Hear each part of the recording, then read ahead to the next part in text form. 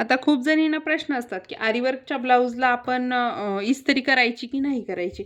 तर पहा, हा जो आरीवर्कचा ब्लाऊज आहे याला मी इस्त्री करणार नाहीये. कारण की याच्यामध्ये काय आहे, की याच्यामध्ये त्यांनी नायलॉन थ्रेड वापरलेला आहे. कॉटन थ्रेड वापरला असता तर मी इस्त्री केली असती.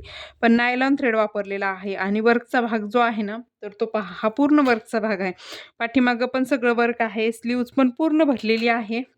आणि समोरून इथपर्यंत आहे आणि प्रेस केलं तरी पण एवढ्याच भागाला प्रेस केलं जाणार आहे आणि तो भाग आपला दिसला जात नाही. त्यामुळे मी याला प्रेस करणार नाही कारण की नायलॉनचा थ्रेड जो असतो, तर तो थ्रेड गरम इस्त्री ठेवल्यानंतर तो थ्रेड पगळतो आणि जाग्यावर जळतो. भलेही त्यात वरून अस्तर का असेना, पण गरम हीट लागल्यानंतर तो थ्रेड जळतो. त्यामुळे शक्यतो तरी तुम्ही इस्त्री करत नका जाऊ. घरी करणार असाल तरीही नका करू आणि शॉपमध्ये जर कोणी शिवत असेल तरीही नका करू. कारण की शक्यतो तरी आता सध्याच्या कंडिशनमध्ये आरी वर्कला सगळेच नायलॉनचा थ्रेड वापरतात. म्हणजे जो तंगूस थ्रेड असतो तर तो आणि तो इस्त्रीनं जळतो.